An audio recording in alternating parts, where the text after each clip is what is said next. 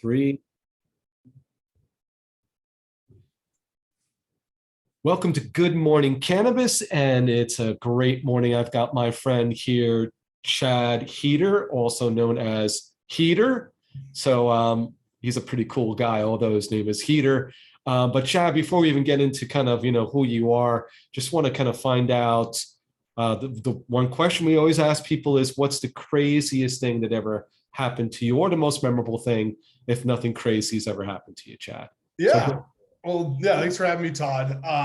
Yeah, craziest thing that I think I've ever done was probably back in 2010. I was in a job that really wasn't going anywhere, and my best friend was currently teaching English in China. And I reached out to him one week and was like, "Hey, you know what? Do you have any opportunities out there for me?" And he got back to me and was like, "Yeah, we're looking for more teachers."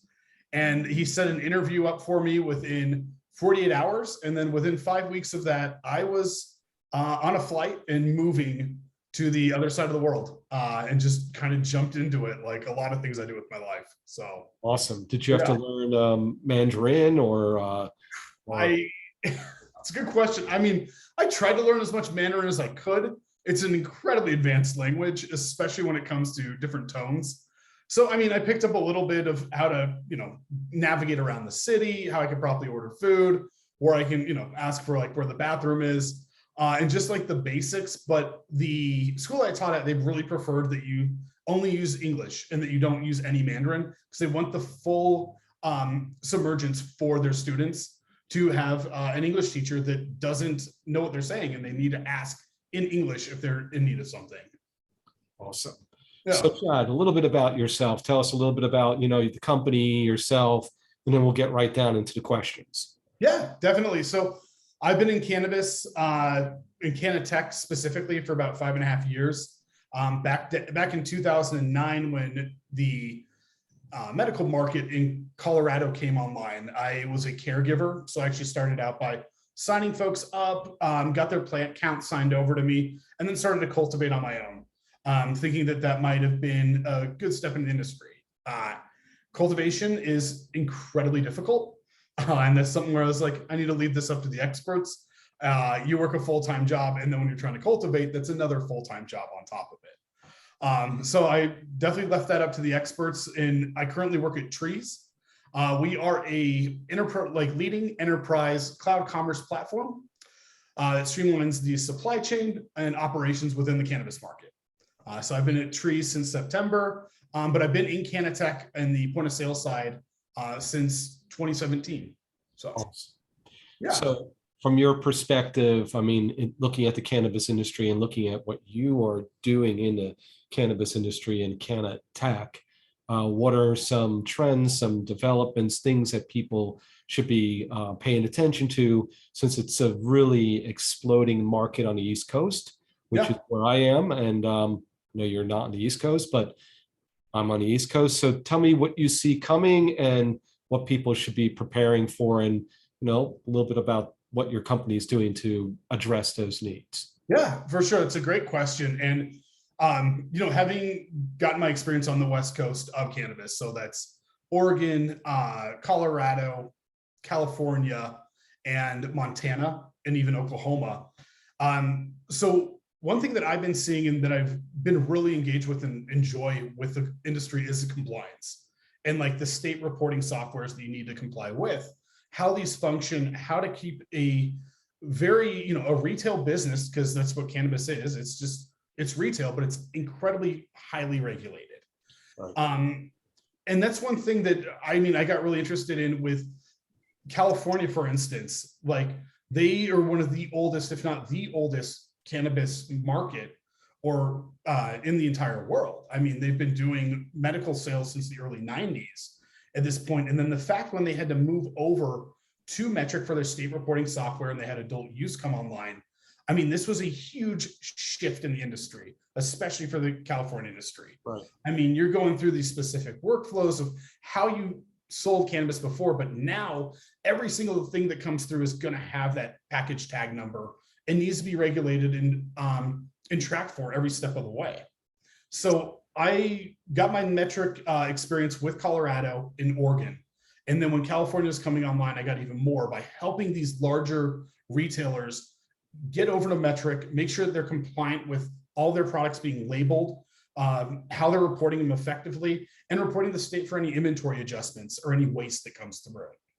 And that's one thing that with the East Coast, I mean, Massachusetts been on metric for a while at this point, but New Jersey's making sales right now, but it hasn't really fully integrated metric into their workflows. Right. So with what I'm doing at Treez is we're looking to expand our markets and to get into these newer markets, but also be able to provide a tool and provide that consultation that is needed for these retailers and operators in these new states that are moving over to metric to, give them what they need to know. Let's set out the expectations of like, hey, this is going to be retail. However, we need to get SOPs. We need to make sure that we're labeling everything ahead of time and that everyone's on the same track. So we start, we start compliantly and we continue to be compliant and build that way. So that's one thing that the East Coast is, they're going to be seeing as they come online. You look at New York as well, where like New York's, it hasn't been legal cannabis, but it hasn't been difficult to acquire cannabis in the past when you're in New York. I've had experiences of just calling a phone number and a guy or gal shows up on a bicycle, and that's how I'd get cannabis when I'm in New York City. And like I can see delivery being a huge part of New York. Once New York does come online with all their shops, but there's going to again be that transition to BioTrack in New York and reporting effectively and staying compliant with the state.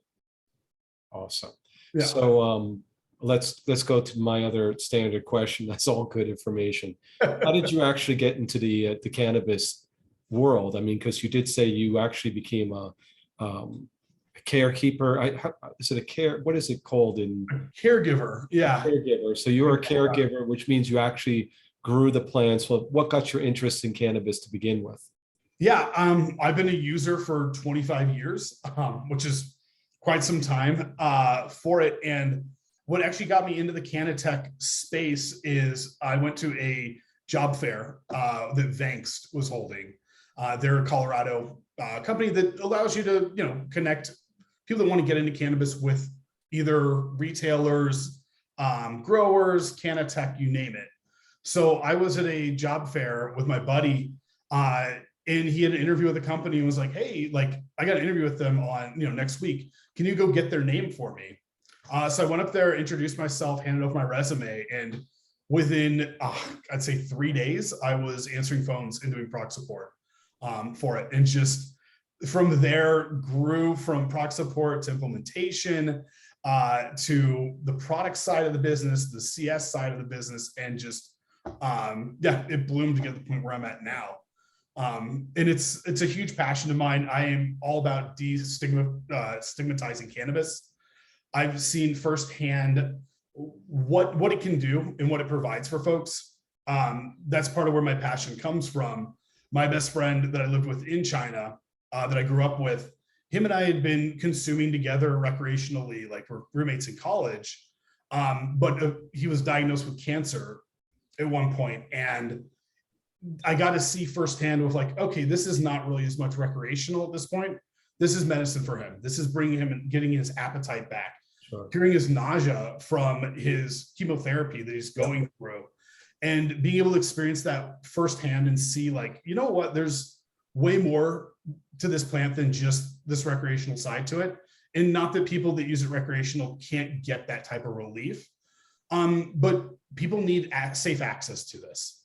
And going through a point of sale company that is integrating with state reporting software and helping retailers be compliant to give safe access to folks is where it just all aligns for me personally. That's great. So Chad, tell us if someone wants to get in touch with you or to kind of connect with you, give us some addresses, some information. What is it? For sure. So they can reach out to me via LinkedIn. My name's Chad Heater, just like it sounds, Heater, like the appliance, or the slang term for many, many things out there. They can also email me, Chad@Treez, that's Treez.io.